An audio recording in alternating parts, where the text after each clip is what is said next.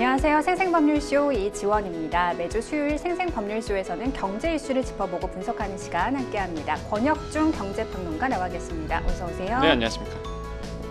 네, 지금 이 방송은 유튜브를 통해서도 실시간으로 함께 방송되고 있습니다. 많은 시청 부탁드리고요. 유튜브를 통한 소통의 창구도 활짝 열어두겠습니다. 방송 중 궁금하신 질문들 올려주시면 저희가 답도 해드릴 테니까요. 많은 참여 바랍니다. 여러분은 지금 생생법률쇼와 함께하고 계십니다.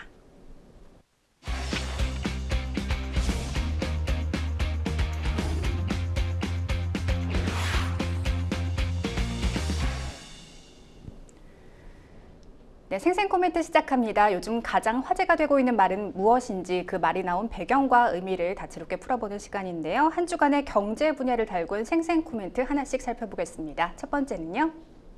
금투세 폐지로 시장 불안 제거, 정치권의 이슈가 된 금투세 관련 발언인데요. 누가 한 이야기일까요?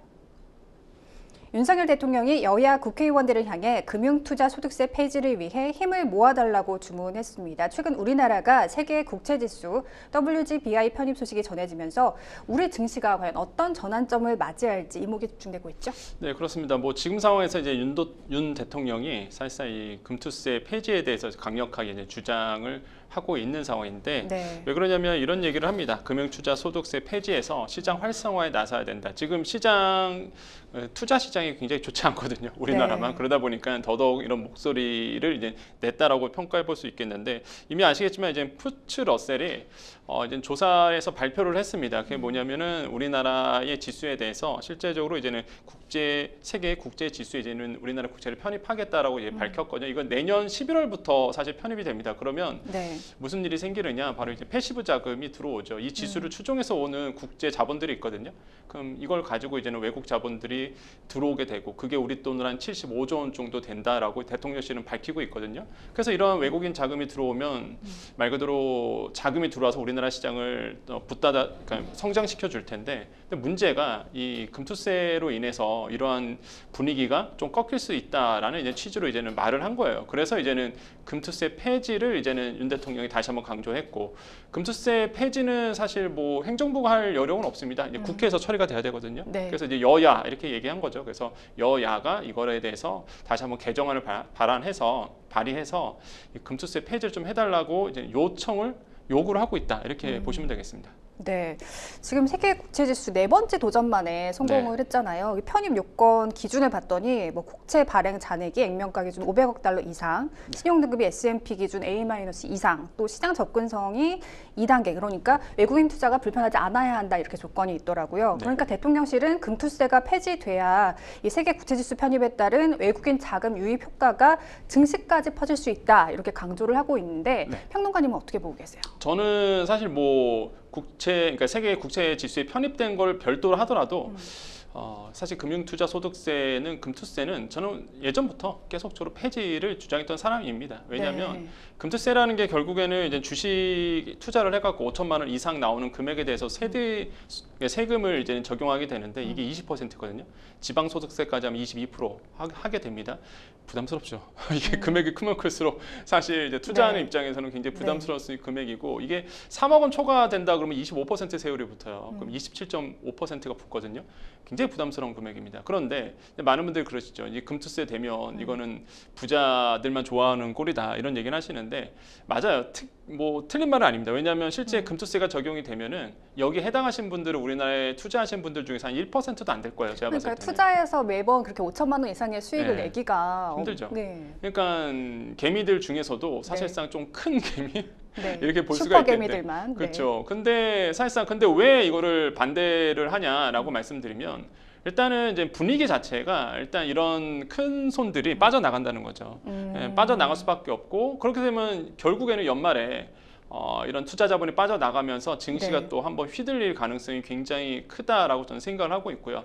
또 한 가지 금투세의 기본 모태가 사실상 이제 개인 투자자들에게만 이제 이게 적용이 됩니다. 그러면 개인 투자자 입장에서는 당연히 좋아할 수가 없어요, 사실.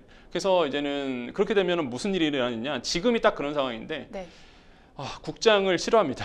그러니까 국장의 재미가, 시장으로 예, 그러니까 눈을 우리나라 돌리는군요. 시장은 틀렸다 이런 얘기가 계속 나오는 거예요. 그래서 지금 네. 분위기가 계속 안 좋은 게 사실 과거 같은 경우는 외국인 자금이 빠져나가면 사실 거기를 이제 개인 투자자들이 사실 메꿔줬던 부분이 있는데 지금 네. 그렇지 않거든요. 같이 빠져나가요. 네네. 같이 이제는 미국 시장으로 같이 가기 때문에 왜냐하면 다들 들어보면은 뭐 지금 우리나라 시장에 투자해봤자 지금 뭐 금투세도 내년 1월이면 적용이 되고 뭐 우호적인 시장도 아니고 계속 이제 규제만 나오니까 이제 이런 부분에서 실망해서 떠나시는 분이거든요. 그래서 뭐 금투세가 아직 시행이 안 됐습니다. 근데 이게 정말로 시장에서 어떤 영향을 미치는지 아직은 몰라요. 그냥 예상일 뿐이지. 하지만 이제 투자 심리에 영향을 이미 주고 있기 때문에 사실 저는 금투세는 물론 그게 나쁜 제도는 아닌데 좀 시기상조라고 좀 보거든요. 그래서 네. 일단은 좀 시장이 어느 정도 안착을 한 다음에 어느 정도 우리나라의 그 지수가 아니면 뭐 코스피라든지 코스닥이 시장이 큰 다음에 그때 가서 이제는 이런 금투세가 들어오면 그때 가서는 늦지 않는다. 그래서 저 어느 개인적인 생각은 정도까지 커야 될까요?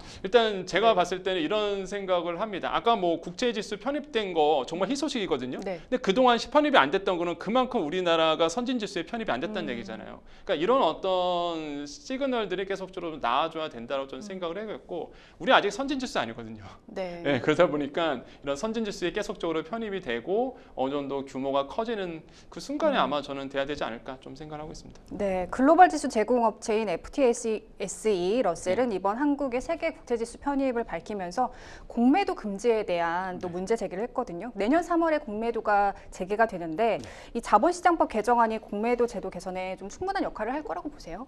저는 이제 없는 것보다 낫죠. 그러니까 공매도라는 건 없는 주식을 빌려서 이제 네. 파는 겁니다. 그러다 보니까 사실 이것도 이제 뭐 기울어진 운동장이다. 왜? 개인 투자자들은 공매도 하고 싶어도 못 하거든요. 네. 왜냐면 돈을 안 빌려주니까. 근데 그렇죠. 사실상 기관들이라든지 외국인한테는 이 공매도라는 게 하나의 투자 상품으로 거의 자리를 잡았고 그다음에 사실상 불법 공매도, 그러니까 무차입 공매도라고 얘기합니다. 빌리지도 않았어요. 빌려서 팔아야 되는데 빌리지도 않고 공매도에 치는 그런 어떤 세력들이 있었거든요. 그게 더 문제가 된 거잖아요. 그렇죠. 사실은. 이제 무차입 공매도 네. 때문에 사실 이런 일이 일어났는데 이게 소문으로 떠돌다가 실제 외국계 투자 기관에서 이걸 실제로 들켰어요. 우리나라의 감독원 쪽으로. 그래서 금융 당국에 걸렸기 때문에 이게 또 문제가 크게 됐었거든요. 그러니까 네. 이렇게 돼버리면 주식이 당연히 빠지죠. 공매도 세력은 사실상 이제 주가가 떨어져야지만 이익을 보기 때문에 뭐 빌리지도 않았는데 일단 먼저 매도를 하게 되는 이런 불법적인 거가 일어났단 말이에요. 그래서 정부가 이런 공매도 금지를 내년 3월까지 금지했습니다. 근데 이게 이제는 사실상 외국 투자 자본이 봤을 때, 외국의 기관을 봤을 때 아니 아직도 한국 시장은 멀었다. 왜 공매도에 대해서 이거는 나쁜 게 아니거든요. 공매도는 투자 기법 중에 하나고 네. 자리를 잡아왔고 공매도 자체를 막아버린다는 건 사실상 말이 안 된다라고 이제 얘기를 하고 있었는데 이제 이 국채 지수 편입을 이제 푸츠 러셀이라는 곳에서 합니다. 여기서 봤을 때 얘네는 뭐 공매도도 지금 아직도 금지하고 있고 이거는 선진 지수로도 좀 안 되는 거 아니야 이렇게 판단했는데 일단 긍정적으로 봤던 거는. 지금 이제 개정안이 들어간 상태고 그다음에 무엇보다 내년 3월까지만 딱 금지하겠다 정부가 얘기를 했거든요. 그래서 이런 점들은 높게 평가했다. 어차피 이제 금지는 이제 풀리기 때문에 네. 그래서 이런 부분에 대해서 이제는 푸츠 러셀이 이제는 얘기를 한 거고요. 이런 거 봤을 때는 제가 봤을 때 이제 개정안이 나와서 사실상 이제는 더 강력한 페널티를 주게 됩니다. 무차입 공매도를 하게 되면은. 그러면 이런 어떤 강력한 페널티도 나올 거고 개정안을 통해서 형벌도 더 강해진다 그러면 저는 뭐 이런 개정안이 없는 것보단 낫다라고 생각을 해보겠고 내년 3월에는 이제 전산 시스템이 됩니다. 무차입 공매도가 하면 전산상에 이제 잡힐 거라고 보고 있거든요. 이거는 뭐 정부가 내년 3월이면 된다고 얘기했기 때문에 이런 전산 시스템도 이제 고도화된다 그러면 무차입 공매도는 좀 사라지지 않을까 이렇게 좀 생각을 하고 있습니다. 네, 세계 국제지수 편입이 우리나라 투자 시장 분위기를 좀 업시킬 수 있을지 외국인들에게 더 매력적인 투자 시장으로 어필할 수 있을지 계속해서 좀 지켜봐야겠습니다. 다음 생생 코멘트 만나볼까요? 지금 사도 될까요? 네, 보통 부동산이나 주식시장 참여자들이 많이 하는 질문인데요. 삼성전자 주가 흐름이 개인 투자자들의 관심을 한몸에 받고 있습니다. 요 며칠 뭐 회복세를 보이긴 했지만 오만전자의 위기까지 있었습니다. 자, 삼성전자 3분기 실적이 어닝 쇼크를 기록했습니다. 영업이익이 9조 원대로 기대보다 좀 낮았어요. 그 네. 배경은 무엇일까요? 일단 뭐 배경으로 빠는다 그러면은 이제 AI 시장에서 도태되고 있다라는 이제 시장의 평가가 주류를 잃었다라고 생각을 해봐요. 그러니까 네. 이미 뭐 이슈는 아시겠지만 삼성전자 투자하신 투자하신 분들 꽤 많잖아요. 그래서 관심이 많으실 겁니다. 주식 투자하신 분들에게는. 네. 일단 지금의 흐름은 AI이고요. AI에 이제 편승해야 됩니다.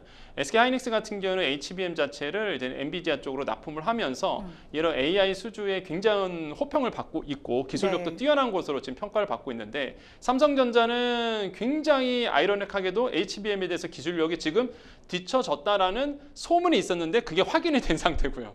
그러다 보니까 이제는 외국인들이라든지 우리나라 투자자들이 사실상 매도세를 던지고 있는 부분들이 보이는 거죠. 그래서 일각에서는 이제는 기술력이 설마 삼성전자가 HBM에 대해서 뭔가 다른 이유가 있겠지라고 했는데 이제는 그거는 이제 판결이 됐어요. 이제 HBM의 기술력이 지금 떨어진 상태고 기술력이 뒤처진 상태라는 거를 본인들도 인정을 했습니다. 삼성전자가 이번 잠정 분기 실적 발표하면서 그래서 이제는 개혁을 하겠다라고 얘기를 하고 있거든요. 그래서 이런 부분들이 사실상 이제 외국인 투자자들의 영향을 줬고요. 오늘 기준으로 보면은 연속 26일 팔고 있습니다. 지난 9월 3일부터 외국인들이 이제 순매도세를 기록했는데 네. 한 번도 순매수를 안 했어요. 지금 그러니까 오늘까지 계속 제가 팔고 있군요. 금방 보고 왔는데 네네. 또 팔고 있어요. 그래서 역대 최고가 25일 판 거거든요. 어제로서 25일 타이 기록했고요. 오늘까지도 만약에 외국인들이 순매도를 기록한다? 그럼 최고 기록입니다. 26일 연속 거래일로 보면 엄청난 거죠, 사실. 그 정도로 외국인들이 물론 그런 건 있어요. 그동안 많이 샀기 때문에 외국인들이 삼성전자를 많이 샀기 때문에 많이 판 것도 이유가 있겠지만 네. 연속 26일로 팔고 있다는 거. 그래서 이런 부분들이 아마 AI와 관련돼서 삼성전자의 뒤처진 기술력이기 때문에 실망 매물이 나오고 있다고 평가를 해봅니다. 반면 SK하이닉스는 대조적인 모습을 보이고 있습니다. 곧 실적 발표를 앞두고 좀 기대치도 있는 눈치인데요. 네. 지금 앞서 확인해 보니까 14만 원까지 떨어졌다가 18만 원대까지 회복을 했고 좀 상승 기조로 돌아선 모습입니다. 이렇게 주가가 좀 엇갈린 모습을 보이는 이유, 아무래도 말씀 주신 대로 엔비디아의 영향이 클까요? 그렇죠. 엔비디아의 영향 때문에 그래요. 그러니까 엔비디아가 주가가 오른다라고 본다 그러면 같이 오르는 종목들이 있습니다. TSMC랑 그다음에 이제는 SK하이닉스라고 보시면 되겠는데요. 네. 일단 엔비디아에 대한 블랙웰이라는 이제 차세대 반도체가 이제 곧 출시가 됩니다. 사실 이게 나오면 지금도 엔비디아가 그 AI 칩 반도체에 대해서 한 80% 점유율을 가지고 있는데 블랙웰까지 나와버리면 80% 이상의 점유율을 갖게 되겠죠. 거의 네. 독점입니다. 그럼 거기에 들어가는 사실상 이제 메모리 반도체 같은 이런 어떤 고대역폭 메모리 HBM에 누가 납품을 하느냐? SK하이닉스가 지금 납품을 하고 있거든요. 뭐 마이크론도 하고 있지만은 SK하이닉스가 주예요. 그러면은 사실 계속적으로 엔비디아가 잘 될수록 당연히 이제 SK하이닉스가 각광을 받을 수밖에 없고 한때 사실 SK하이닉스의 주가에 대해서 비관론이 나온 적이 있었습니다. 반도체 겨울론이라고 보통 얘기하는데요.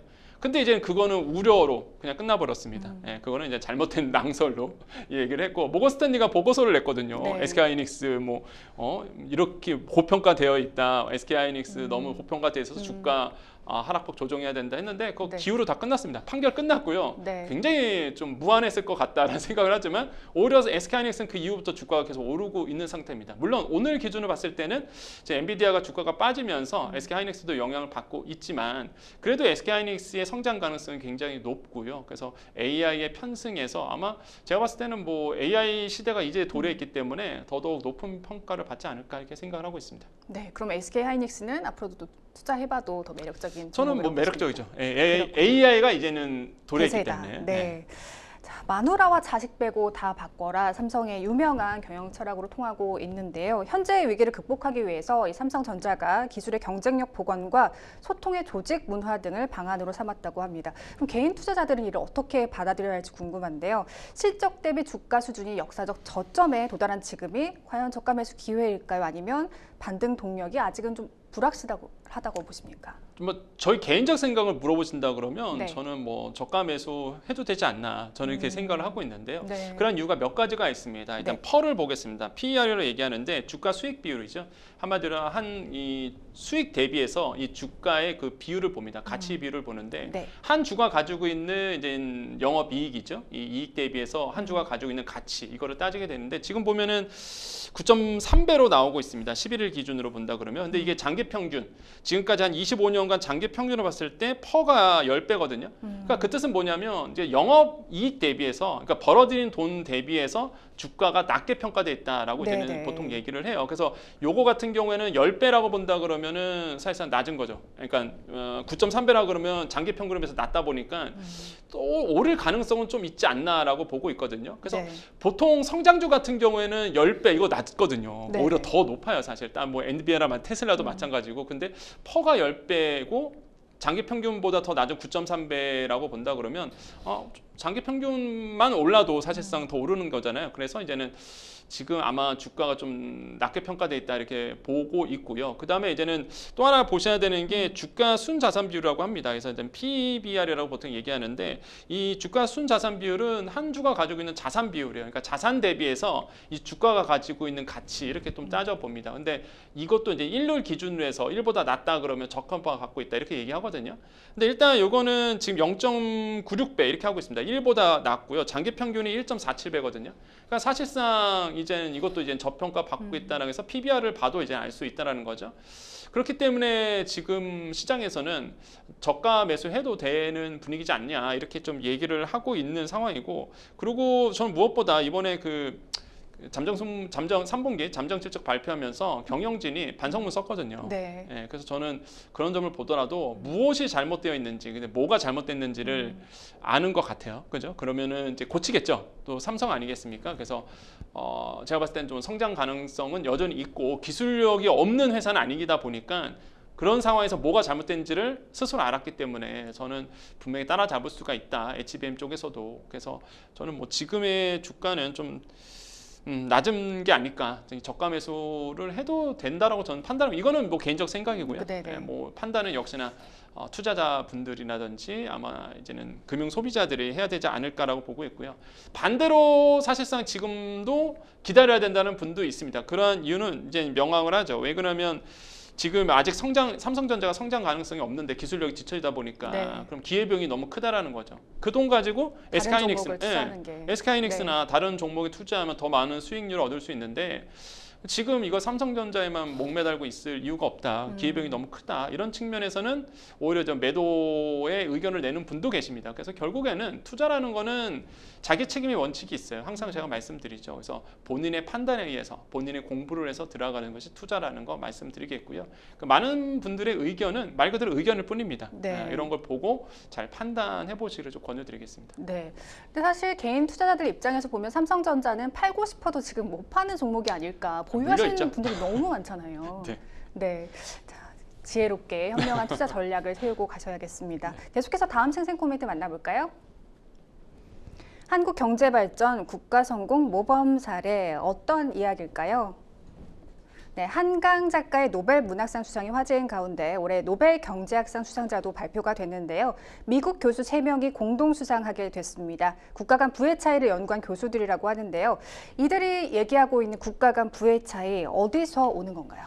한 가지만 좀 말씀드리게, 이게 네. 노벨 경제학상 그러면은 사실 노벨상에 원래부터 있는 걸로 알고 계시는데 사실 노벨 경제학상은 이제 나중에 새롭게 이제는 네네. 편입이 됐다라고 네. 좀 말씀을 드립니다. 어쨌든 간에 가장 권위 있는 상이기도 하고요. 이번에 이제는 3명의 교수께서 노벨 네. 경제학상을 공동 수상하셨는데 재밌는 게 뭐 노벨 위원회는 이런 얘기를 합니다. 이분들이 왜 선정이 됐느냐라고 봤을 때 왜 어떤 국가는 부유하고 어떤 국가는 왜 가난할까? 이거에 대해서 연구를 했다는 거예요. 그래서 저도 네. 굉장히 흥미로운 연구 주제인 것 같아요. 그렇지 네. 않나요? 어떤 국가는 부유해지고 뭐 최근에 우리끼리 이제 경제계에서 얘기하는 게 필리핀이 사실상 굉장한 부국이었거든요. 과거에 네. 우리나라 네. 6.25 전쟁 터졌을 때. 맞습니다. 근데 지금은 완전 다르잖아요. 우리나라 같은 경우는 엄청난 경제 성장을 이룩했지만 필리핀은 그렇지 않았거든요. 격차가 좀 상당히 네, 격차가 벌어졌죠. 성장하고 요즘에 왜냐하면 이제는 한 아세안 협정 때문에 좀 필리핀에 대한 관심이 아세안 국가에 대한 관심들이 최근에 많았었거든요. 네. 그러다 보니까 그런 이제 이슈도가 나올 정도로.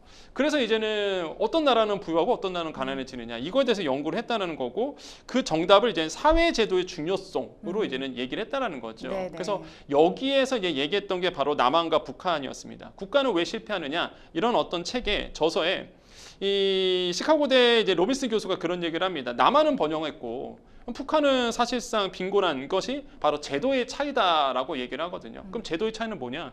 결국에는 이제 민주주의냐, 아니면 공산 국가냐 이거의 차이라고 얘기를 하고 있어요. 왜냐하면 남한 같은 경우에는 사유재산이 보장이 됩니다. 우리나라 같은 경우 그죠? 다 맞죠? 그냥 법치주의가 있죠. 예, 법으로서 움직입니다. 그다음에 자유로운 직업 선택이 보장이 되고 있고 포용적 경제 제도를 가지고 있다라는 거죠. 저서에 보면 이렇게 나옵니다. 근데 북한은 그렇지 않죠.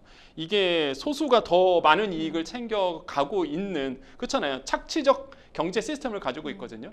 그러니까 마르크스가 아마 지금 온다 그러면 북한을 보고선 통곡을 할 것 같다는 생각을 저는 합니다. 전혀 마르크스주의적이지 않는 시스템이 지금 북한의 공산 시스템이거든요. 그래서 저는 사실 이런 부분을 봤을 때도 굉장한 그 인사이트를 전 어떤 저서이고 논문이다라고 저는 생각을 해봐요. 그래서 이런 부분 봤을 때도 노벨위원회가 그런 쪽에서 이제는 관심을 갖고 결국에는 국가가 왜 가난한지 또한 왜 한 국가는 부자인지를 제도적 차이 때문이다라고 이제 평가를 한 부분 이런 것들을 우리가 귀담아 들을 필요가 있다고 생각을 해봅니다. 그러니까요. 그 부분이 바로 신국부론으로 불리는 건데 그러니까 정치 제도가 경제 발전에 어떻게 기여하느냐 문자로 좀 보시면 될 것 같습니다.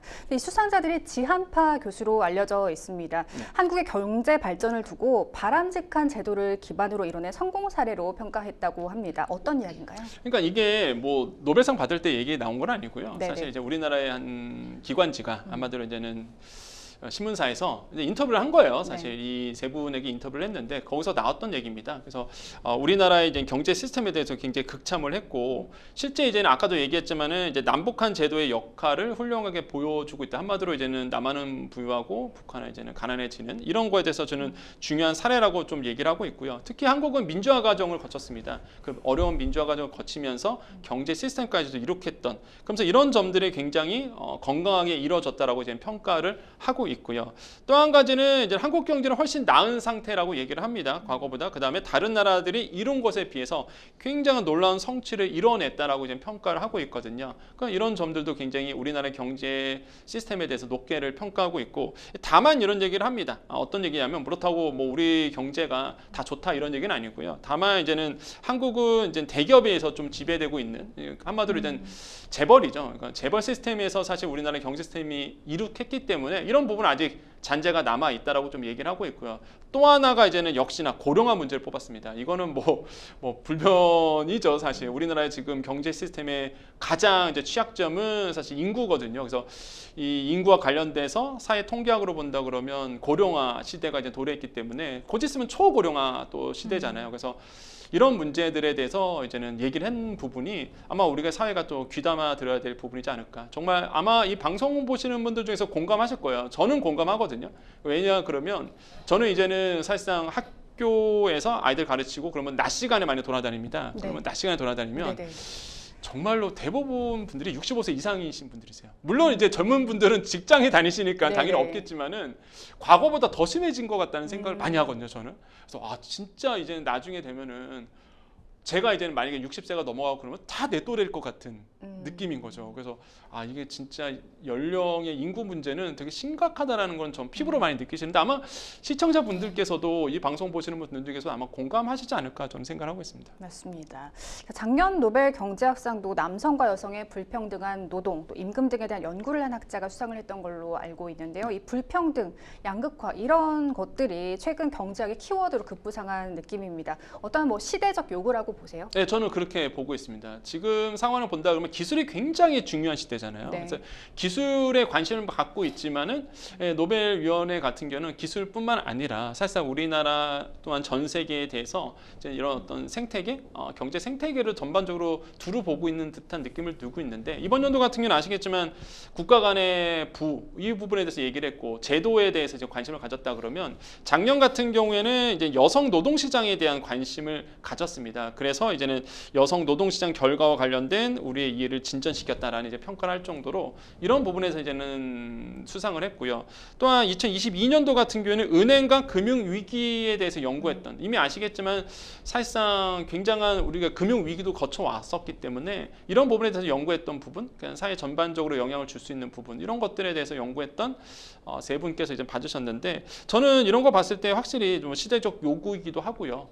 우리가 이제는 바라봐야 노려봐야 될 부분이 단순히 어떤 기술의 성장이라든지 경제 성장뿐만 아니라 거기서 소외받고 있는 계층이라든지 이런 부분에 대해서 관심을 기울여야 되는 어떤 그런 분위기를 이 노벨위원회가 아마 계속 얘기하고 있지 않나 그렇게 생각을 하고 있습니다. 네, 올해 노벨 경제학상 수상자들의 연구에서 보면 국가의 운명은 경제적 요인에 정치적 선택이 더해질 때 완전히 달라진다고 합니다. 그런 의미에서 오늘 재보선 투표일이잖아요. 네. 아직 투표 안 하신 분들 꼭 투표장 찾으셔서 소중한 한 표 행사하시길 바라겠습니다. 지금까지 생생 코멘트 만나봤고요. 저희는 뉴스픽스로 다시 돌아오겠습니다. 여러분은 지금 생생 법률쇼와 함께하고 있습니다.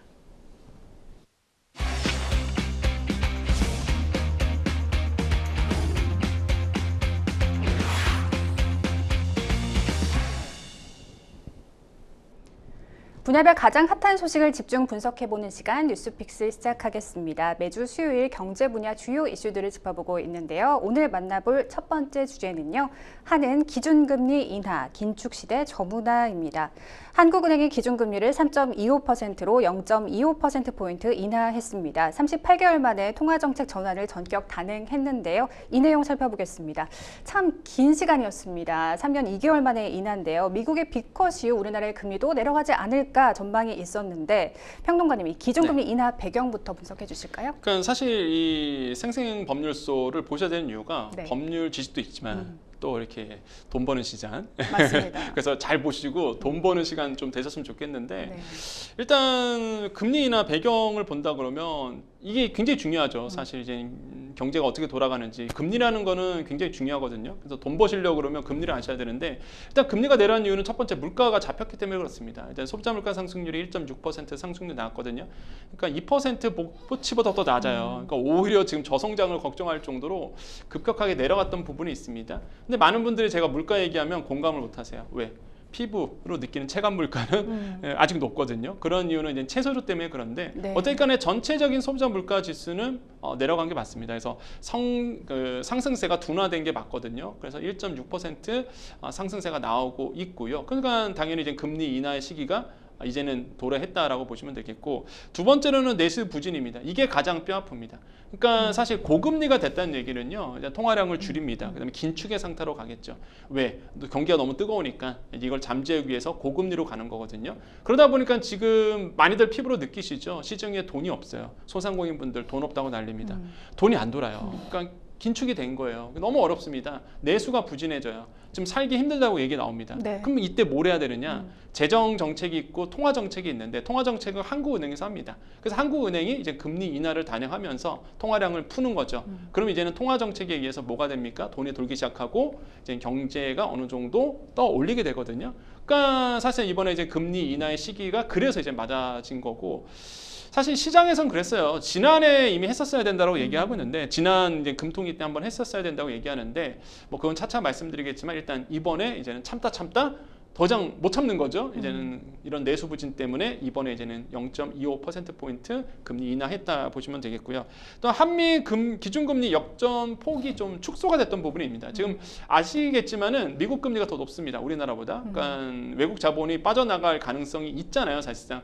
원래 지금 나오고 있죠. 기준금리 추이를 본다 그러면 일단 지금 이제는 보시면요, 그죠, 1.75%포인트 정도 이제는 이제 격차가 이제 벌어져 있어요. 원래는 2%포인트 정도 사실 이제 벌어져 있었다가 네. 사실상 우리가 이제 미국은 B컷을 한번 단행하고 우리는 이제 0.25%포인트 정도 내리면서 이제 1.75%포인트 정도 이제 벌어진 상태인데 사실 벌어지면 안 되죠. 우리나라 금리가 사실상 더 높았었어요. 지금 보시면 아시겠지만 2022년 전 보시면 당연히 우리나라가 높아서 사실상 꾸준하게 외국 자본들을 우리 시장으로 끌어왔었는데 역전된 상태입니다. 그게 또 최대로 벌어진 상태예요. 근데 일단 미국이 B컷을 단행해 주니 우리가 이제 한번 내릴 여력은 좀 생긴 거죠. 그래서 이런 부분도 아마 영향을 주지 않았을까. 그래서 종합해 보면 세 가지 이유인데 그 중에서 가장 중요한 건 역시나 내수 때문에 그렇다라고 말씀을 드립니다. 그러니까 그 지점을 의아해하시는 분들 계실 것 같아요. 한국은행이 왜 다른 속도를 선택을 했을까요? 네. 이런 거예요. 그러니까 만약에 시장에서요 동결 얘기도 있었습니다. 그 동결 이유는 이제 금융 환경, 그러니까 금융 건전성 이렇게 걱정을 했어요. 금융 건전성은 뭐냐? 우리나라의 가계부채 때문에 그렇거든요. 아시겠지만 가계부채의 최대치입니다. 그 가계부채를 담당하고 있는 게 주담대예요. 네. 그러니까 주담대가 줄지가 않아요. 그러니까 사실상 이게 금리가 인하되면 부동산 시장이 들썩이기 시작하거든요. 그럼 뭐 어쩔 수가 없습니다. 그건 뭐 막을 수 없는 영역이죠. 그럼 부동산 시장이 들썩이는데 당연히 부동산은 대출로 움직입니다. 그럼 대출 수요가 늘어난단 말이에요. 그래서 만약에 금리 인하면 가계부채가 지금 심각한 게 더 늘어나니까 이 14일에 사실상 금리 인하를 단행할 수 없었던 이유 중에 하나입니다. 네. 그러니까 미국은 B컷을 했는데 왜 우리는 B컷을 안 하고 0.25% 정도 소폭 내렸냐? 당연하죠. 아까 말씀드렸다시피 이제는 이런 가계부채 문제가 심화될 수 있기 때문에 일단 한 번 내리고 보통은 금리 내릴 때 단계적으로 내립니다. 0.25%포인트씩 내리거든요. 한 번 내려주고 시장 상황을 이제 보겠다라는 게 이제 시장에 미치는 영향을 그쵸? 좀 위해서. 네, 네. 그래서 이런 금융 환경을 위해서 이제 했다라고 보시면 되겠고 이미 그 이제는 국회에서 한국은행 국정감사가 있었습니다. 지난 14일에 있었는데 그때 이제 한국은행 총재가 얘기를 했어요. 부동산 수요층에서 부동산 살 시기가 됐다라고 생각을 가질 수 있다. 그 뜻은 뭐냐면 잘못된 시그널을 줄 수 있다라는 거죠. 만약에 금리를 크게 내려버리면은 그래서 이제는 사실상 금리를 한 번 내리고 모니터링 하겠다라는 거 보는 거예요. 그래서 부동산 시장, 가계부채 때문에 우리나라는 크게 내릴 수 없었다. 이렇게 좀 보시면 되겠습니다. 네.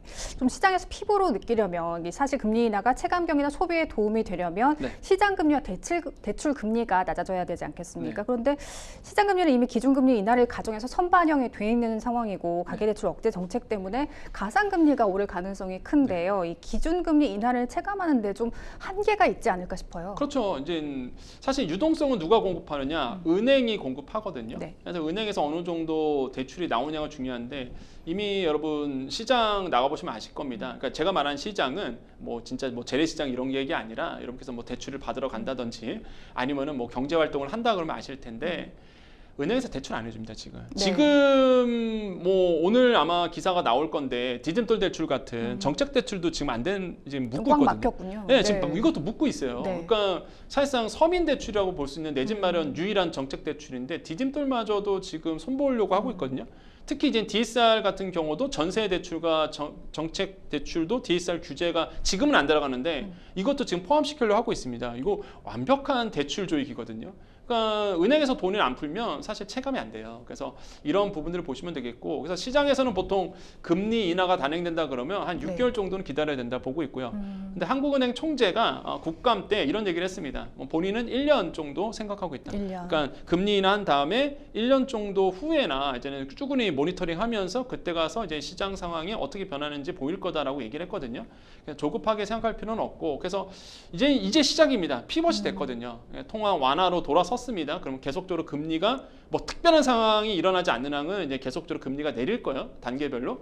그러면 시장 상황을 진짜 잘 보셔야 돼요. 이게 돈을 버시려고 그러면 지금 이런 상황에서 어떻게 시장이 움직이고 있는지를 정말 잘 보셔야 됩니다. 그래서 금리가 더 인하될지 아니면 계속 동결될지 시장에 돈이 얼마나 풀릴지 그 풀린 돈이 어느 쪽으로 갈지 이거를 잘 보셔야 되겠다는 말씀드립니다. 네, 이번 금리 인하를 기점으로 어쨌든 좀 내수가 좀 살아나야 할 텐데요. 네. 그럼 어떻게 전망하세요? 우리한테 맡기지 마시고 좀 자세히 설명을 해주시죠. 네, 일단 내수가 살려고 그러면 아까 말씀드린 것처럼 네. 사실 은행에서 이제 돈을 풀어대는 부분이 있는데 네. 지금 대출 규제 때문에 부동산 시장 같은 경우 이제 또 나눠서 설명드릴게요. 뭐 부동산 시장은 뭐 금리 인하됐다고 해서 제가 봤을 때는 뭐 갑자기 뜬다 그러진 절대 아니다라고 말씀드리겠고요. 네. 그렇기 때문에 뭐 섣불리 부동산에 투자한다든지 그런 거는 이제 조금 좀 기다리셔야 된다. 왜? 대출 규제가 너무 강력하게 지금 들어오고 있거든요. 이런 부분을 보셔야 되겠고, 아까 내수로 물어보셨잖아요. 네. 내수에 영향을 주려고 그러면 최소한 6개월은 좀 기다리셔야 된다는 거. 그 다음에 또 하나가 유가의 향배가 굉장히 중요한 부분이 있습니다. 그래서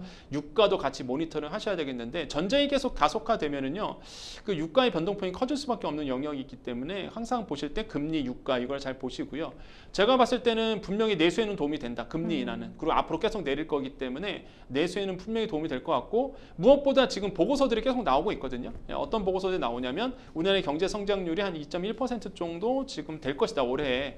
그리고 이렇게 본다 그러면 뭐 높은 수치는 아니겠지만 그래도 일단 선방을 할 거라고 좀 보고 있어요. 그래서 이런 점들도 같이 보시면서 내수에는 분명히 이제 도움이 될 거다. 하지만 그 시기는 당장 도움이 된다는 건 아니고요. 6개월, 최소 6개월, 그래서 1년 정도는 기다려셔야지만 사실상 좀 돈이 돌고 있다라는 걸 볼 수 있겠고, 실제 지금 뭐 안 좋은 통계지만은 그 최근 통계청 통계가 나왔어요. 임금 네. 근로자 20%가 월 200만 원 미만이라는 얘기가 나오거든요. 굉장히 지금 내수가 안 좋다는 얘기입니다. 그러니까 돈이 안 돈다는 얘기예요. 그래서 이런 상황에서 이제 금리가 인하됐기 때문에 저는 좀 기대를 하고 있는 상황이다라고 좀 생각을 해봅니다. 당장은 좀 길게 봐야 한다는 그럼요. 말씀이시군요. 네. 좀 금리를 내리면 무엇보다 수도권 집값과 네. 가계부채를 자극할 수도 있다라는 지적을 피할 수 없지 않습니까? 그럼 이번 금리 인하가 집값과 가계부채 증가세에 어떤 영향을 미칠까요? 결론부터 말씀드릴게요. 집값에는 분명히 우호적인 환경이 만들어집니다. 그거는 네. 뭐 불변의 진리예요. 왜냐하면 금리 인하된다 그러면 아시겠지만 대출 받기가 좀 수월해져요. 왜냐하면 금리가 낮아지니까 네, 내가 금융비용이 낮아지잖아요. 그럼 네. 대출 수요가 늘어날 수밖에 없고 그 대출 수요가 결국에는 대부분이 이제 내 집 마련입니다. 대부분 보면은 그래서 가계 대출을 보더라도 내 집 마련, 그러니까 주담대가 굉장히 큰 역할을 하고 있거든요. 그럼 대출 금리가 내려간다? 그럼 내가 빚을 내서 또 아파트에 투자하시는 분들, 부동산 시장에 들어오시는 분들이 많아져요. 그러면 결론적으로 보면은 부동산 시장에 우호적인 환경이 만들어집니다. 근데 정부가 그거를 모르냐는 거죠. 알아요. 정부도 압니다. 그래서 이제 네. 선제적으로 지금 대출 규제 들어간 거거든요. 이 금리 인하 되면은 또 부동산 시장 가뜩이나 지금 뛰고 있는데 더 뜬단 말이에요. 그래서 선제적으로 대출 규제가 들어갔고 지금 그 대출 규제가 너무 지금 강력하게 묶고 있는 부분이 네. 있어서 아마 지금 잔금 마련하시는 분들이라든지 아마 뭐 내 집 마련하려는 분들 시작해서 투자하신 분들한테는 놀라셨을 거예요. 갑자기 대출 안 나온다 그러니까 금리도 높고 그래서 아마 좀 당황하신 분들 많을 텐데 그래서 이제는 대출이 풀리지 않는 한은 사실 부동산의 어떤 상승 부분은 조금 둔화될 수 있다라고 저는 생각을 해봐요. 그렇기 때문에 쉽사리 지금 상황에서 내가 부동산 투자를 하겠다 하신 분들은 좀 기다리셔야 되지 않을까 생각을 하고요. 무엇보다 갭 투자는 조심하셔야 됩니다. 갭 투자는 옳은 방향은 아니죠. 네. 그래서 한국은행 총재도 이 얘기를 했어요. 자신 있으면 해라. 그 무슨 얘기냐면 금리가 과거처럼 코로나 시대처럼 0%대로 떨어질 일은 없다. 이런 얘기를 했거든요. 저금리는 오지 않는다. 네, 그런 금리 오지 않는다. 그렇기 때문에 그때처럼 영끌 하겠다라고 한다 그러면 감당할 수 있으면 해라. 그 비용을 이자를 감당해라. 네, 이자 네. 감당할 수 있으면 그러면 해라. 뭐 뭘 할 건 아니죠, 사실. 자기 돈 주고 하겠다는데. 그런데 뭐 이자 감당이 안 되면 당연히 영끌 하시면 안 되죠. 그럼 뭐 영끌은 제가 봤을 때는 혹독한 대가를 치러야 된다고 저는 생각을 합니다. 감당할 수 없는 부채는 그건 투자가 아니죠. 그거는 투기라고 저는 생각을 하고 있기 때문에 감당할 수 있으면 뭐 투자 충분히 할 수 있는 거고요. 뭐 한은행 총재처럼 말씀처럼 말하는 것처럼 뭐 감당할 수 없으면 하지 않는 게 낫다. 그래서 이런 부분을 봤을 때에 결론부터 말씀드리면 부동산은 점차적으로 우상향하겠지만 하지만 당분간은 제가 봤을 땐 대출의 규제로 인해서 굉장히 상승 기조는 꺾일 거다 이렇게 좀 보고 있습니다. 그렇군요. 또 금리가 내려가면 주식시장에 활기가 돌았었는데 사실 네. 이번에는 좀 잠잠한 것 같습니다. 이유가 어떤 이유 때문일까요? 여러 가지가 있는데 네. 첫 번째는 이미 금리 인하 부분은 시장에 반영이 된 상태죠. 선반영된 상태다. 그럼요. 뭐 항상 주식은 네. 선반영됩니다. 왜 그렇게 빨리 반영이 될까요? 왜냐하면 돈이 돌아가는 시장이다 보니까 네. 그다음에 기업들의 평가를 하는 시장이잖아요. 네. 그럼 미리 이제 투자자들은 심리에 의해서 움직이다 보니까 미리 선반영돼요 주식시장. 그래서 가장 먼저 빨리 반영되는 시장이 이제 코인 시장이고요. 그 다음에 이제 주식시장, 그다음에 부동산 시장 이렇게 순서로 굳이 나눈다 그러면 나눌 수 있는데 어쨌든간에 이미 금리 인하 부분에 대해서는 선 반영이 된 상태고 미국의 빅컷도 이미 반영된 상태다 보니까 사실상 뭐 금리 인하가 주식시장에 지금 기준으로 봤을 때는 뭐 크게 뭐 우호적인 환경을 만들어진다고 보기는 어렵고요. 그다음에 또 하나가 이제 주식시장이 안 좋은 이유가 일단 뭐 한동안 우리 주식시장을 이끌어왔던 2차 전지주라든지 전기차에 대한 캐즘 상태가 좀 지속이 되고 있거든요. 그래서 지금 이슈는 이 캐즘에서 벗어났느냐 안 벗어났냐 이거 가지고 이제 논란이 있지만 어쨌든 간에 주도주가 없어요 별로. 반도체도 그렇게 좋지 맞아요. 않고 뭐 2차 전지주도 마찬가지고 그러다 보니까 사실 우리나라의 시장에 대해서 주식시장이 그렇게 좋지는 않고요. 가장 큰 이슈는 역시나 삼성전자입니다. 우리나라의 코스피 시총의 20%를 담당하는 게 삼성전자인데 삼성전자가 오르지 않는 이상은 코스피 지수가 뛸 수가 없어요. 그러니까 삼성전자에 대한 외국인들의 매도세가 무섭고 그다음에 기술력에 대한 부재 이런 것들 때문에 사실 좋지 않거든요. 그러니까 계속 국장을 멀리 하시는 분들이 더 많아지고 이게 다 투자 수요가 또 미국으로 가다 보니까 굉장히 좀 안 좋은 분위기가 위축된 상황이군요. 네, 안 좋은 상태가 좀 유지가 되고 있는 거죠. 그래서 이런 부분은 조금 뼈 아프다라고 네. 생각을 해봅니다.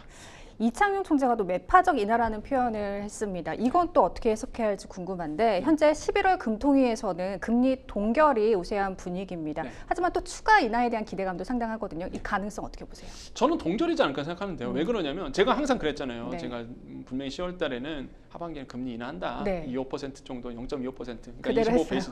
예. 네. 금리. 근데 제가 또 한 번 말씀드립니다. 다음 달에는 특별한 이슈가 없으면 동결일 수밖에 없는 게 이미 한국은행 총재가 얘기를 했습니다. 이제 네. 지난 금통위 때 이제 3개월 조건부 포워드 가이던스, 그러니까 미리 시장에 던지는 얘기거든요. 이렇게 할 거야라고 이제는 포워드 가이던스를 주는데 어떤 얘기를 했냐 그러면 금통위원 6명 중, 그러니까 자기 빼고 6명입니다. 총재 빼고 6명 중에서 5명은 3개월 뒤에도 기준금리를 3.25% 유지하는 것으로 얘기를 했다라고 얘기해요. 나머지 1명은 더 내려야 된다 이렇게 얘기를 했고요. 그 뜻은 뭐냐면 이제는 금통위원 6명 중에 5명은 일단 지켜보자라는 거죠. 일단 한번 금리 인하했기 때문에 이게 이제 시장에 어떤 영향을 미치고 있는지, 또 미치고 가고 있는지를 일단은 상황을 지켜보고, 제가 봤을 때는 이 상황은 부동산 얘기일 거예요. 네. 이게 이제 부동산 시장에 어떤 영향을 미치는지 지켜보고 그런 다음에 결정하자 이렇게 얘기를 했단 말이에요. 그럼 당연히 11월 달은 동결 얘기거든요. 그렇기 때문에 제가 봤을 땐 경기가 갑자기 죽지 않는 이상은, 정말로 갑자기 죽지 않는 이상은 제가 봤을 땐 11월은 동결하고 아마 다음번에 한번 내년도에 한번 지켜보지 않을까라고 저는 생각을 하고 있고, 어쨌든 간에 피벗은 일어났고 금리 인하 시기는 도래했습니다. 이런 점을 봤을 때는 자산 시장에 대한 관심을 이제 가질 수밖에 없는 시장이 되렸고요. 그래서 이제는 실물 경기에 어느 정도 좀 화라산이 좀 불어일으킬 거기 때문에 자산 시장에 좀 관심을 가져보시기를 좀 권유드리겠습니다. 네.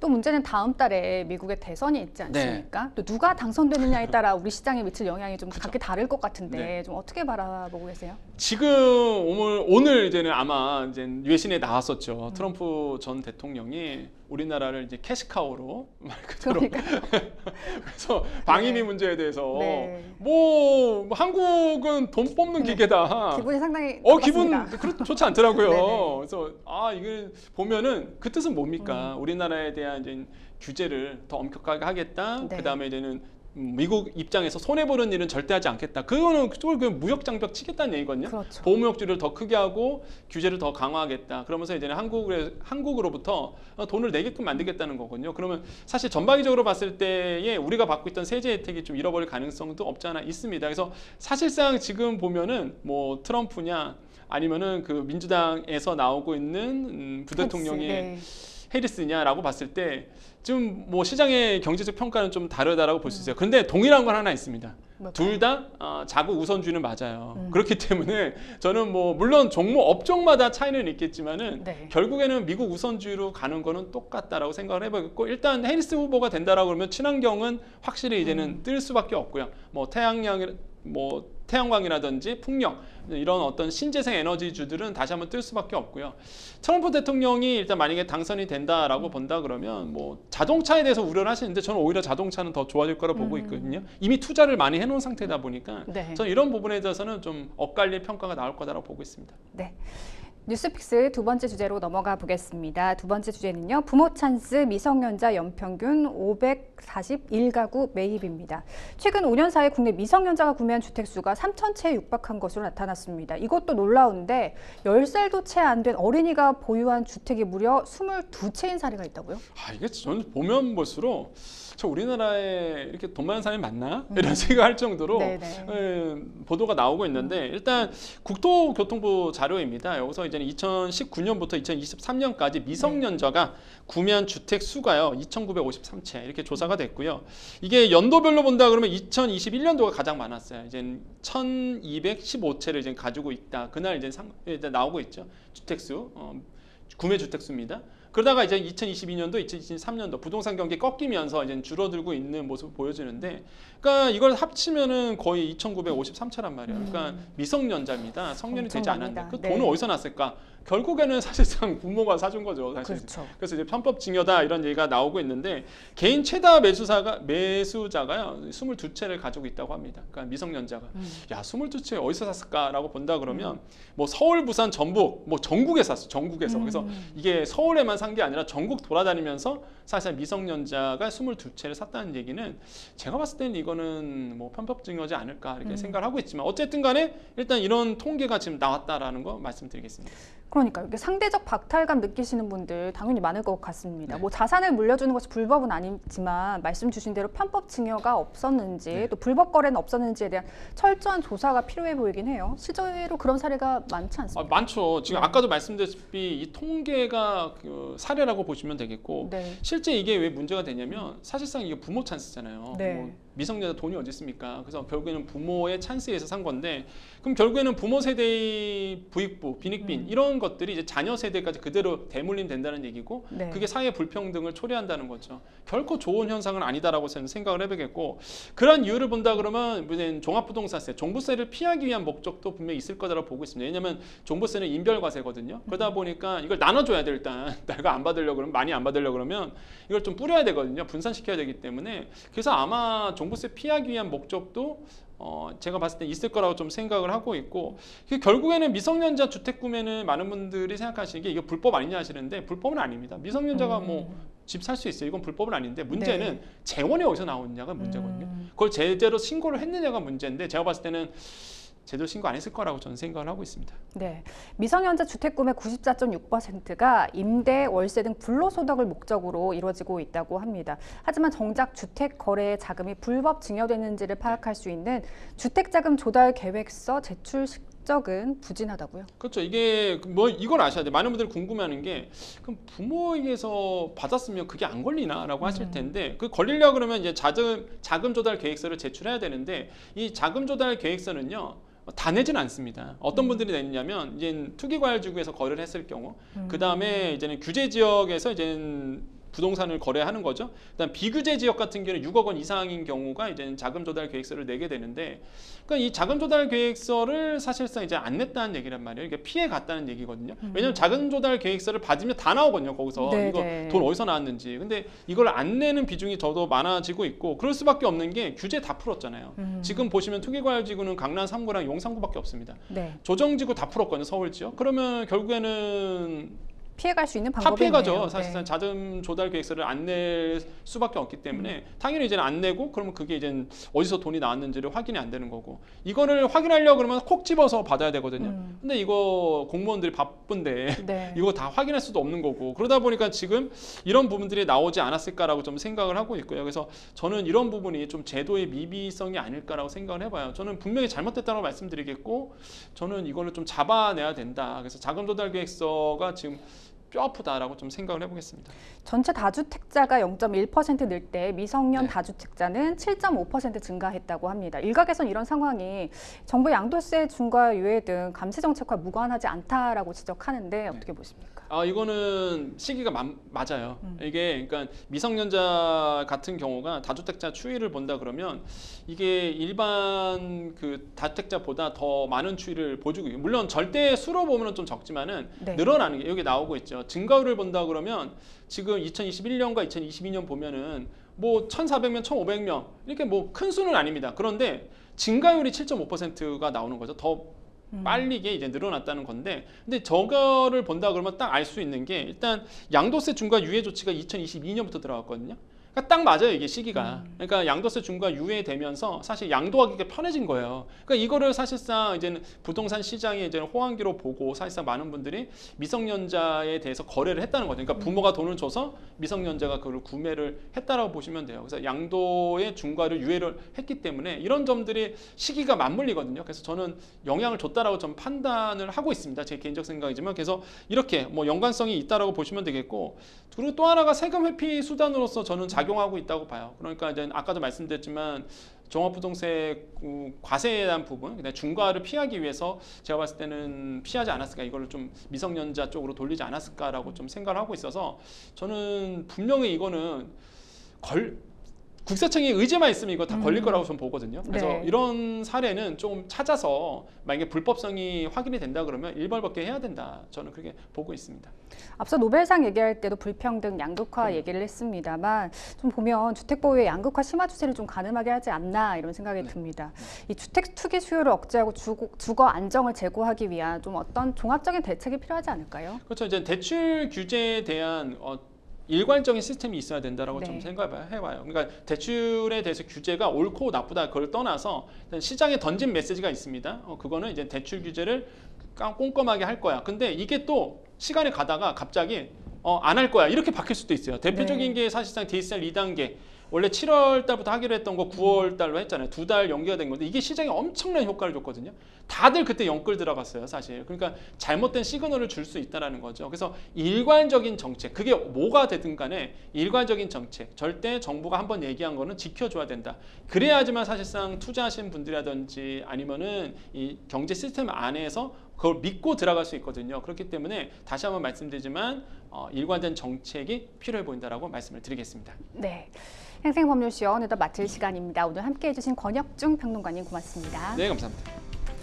네, 방송이 끝나더라도 상담 접수는 계속됩니다. 변호사들에게 무료 법률 상담 받고 싶은 분들은 평일 오전 9시부터 오후 6시까지 02-557-8295번으로 문의 주시거나 법률방송 홈페이지 법률상담 게시판 또는 아래 하단으로 나가고 있는 이메일로 상담 문의 주시기 바랍니다. 행생법률쇼 오늘 준비한 내용은 여기까지입니다. 시청해 주신 여러분 고맙습니다.